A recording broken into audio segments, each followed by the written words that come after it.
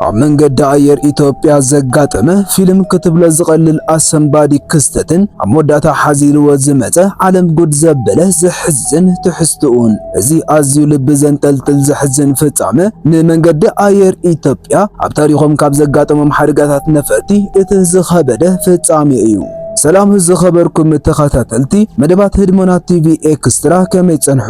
ሎምባር ፊሊፕ ዝበለ ህይወት አማይ ሰላማውያን ገያሾ ዘቀዘፈ አሰንባዲ ክስተት ሒዘልኩም መጽየት ዘለኹ ሼር ላይክ ሳብስክራይብ ብምግባር ከም ወትሩ ክሳብ ፍጻመ መደብና ምሳና ሓቢርኩም ክትጸንሑ በኽብሪ ንዕድም።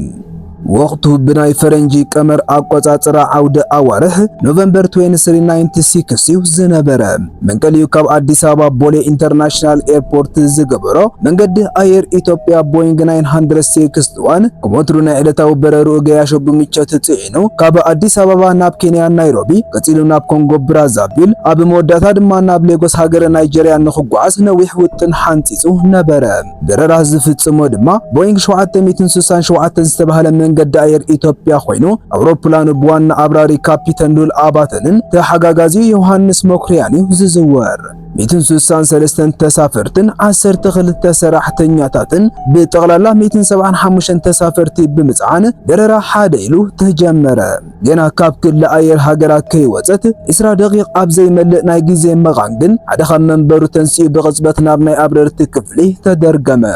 ንዑ ተኸቲሎም ክልተ ካልኦት ድማ ናብ ናይ አብረርቲ ክፍሊ ተጸግዑሞ ናብ ውሽጢ ብምእታው ብዘይኮም ካልኦት 11 ሸፋቱ ምስ ገያሾ ተመሳሲሎም ተሓዊሶም ከም ዘለው ብምፍርራሕ ዋና ተሓጋጋዚ እቲ ካፒተን ካብቲ ክፍሊ ክወጽእ ገበርዎ።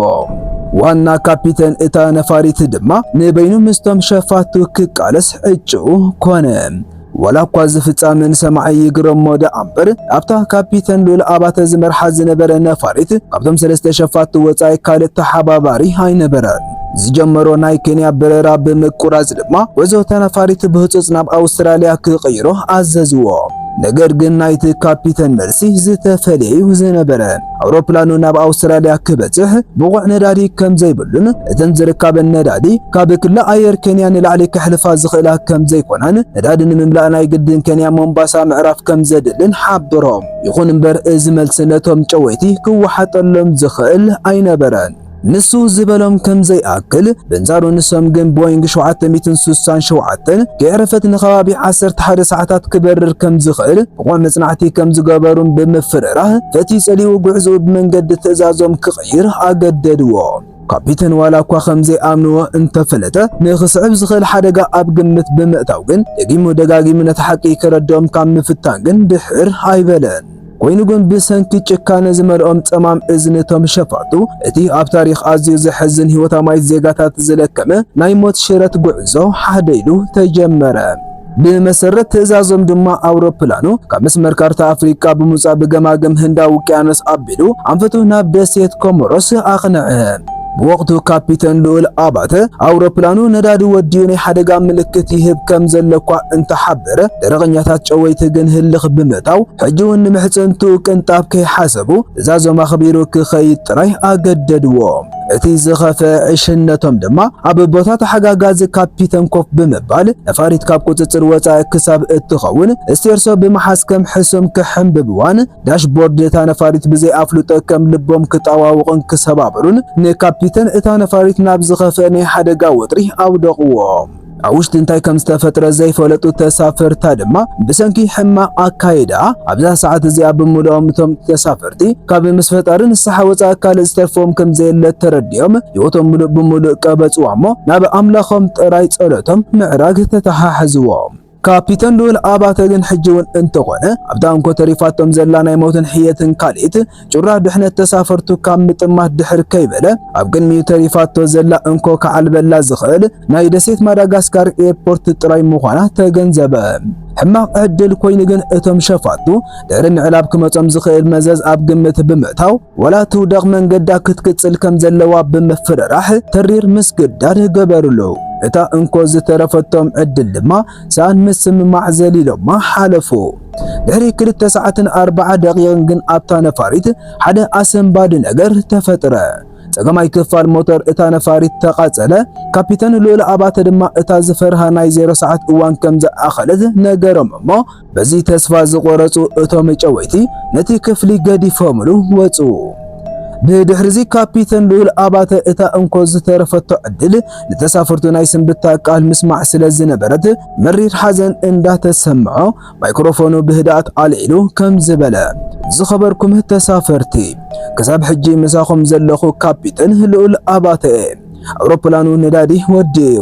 ሞተር ውን እንትኾነ ምስራሕ ኣቋሪጽሎ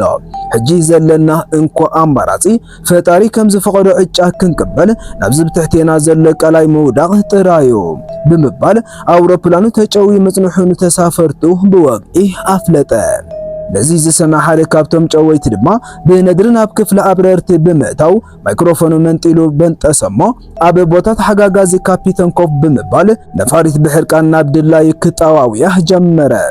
ሕማቕ ዕድል ኮይኑ ድማ አውሮፕላኑ ዝተረፈ ክፋል ሞተራ ተቃጺሉ አብራሪ ካፒተን ልዑል ኣባተ ክቆጻጸራ ኣብ ዘይክለሉ ደረጃ ብምውዳቕ እታ እንኮ ዝተረፈቶ ምዕጫ ናብ ምድሪ ወዲቕካ ምሕምሻሽ ጥራይ ኮነት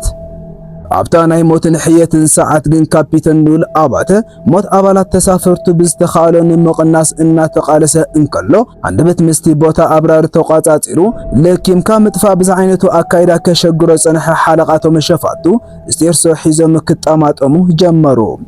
ነዊሕ ዝተቃለሰ ካፒተን ልዑል ኣባተ ነፋሪት ናብታ ኣብ ትሕቲኡ ዝነበረ ውቅያኖስ ብምውራድ ኣብ ትሕቲ ውቅያኖስ ብኸብዳ ከንሳፍፋ እናሓሰበ ሕማቕ ዕድል ኮይኑ ግን ጸጋማይ ወገን ክፋል ናብቲ ውቅያኖስ ኣቀዲሙ ብምጥሓሉ ብዝነበራ ናህሪ ዘይከም ፕላን ካፒተን ነፋሪት ሙሉእ ብምሉእ ኣብ ውቅያኖስ ወዲቓ ተበታተነት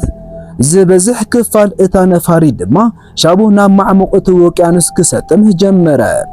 ኣኸተመ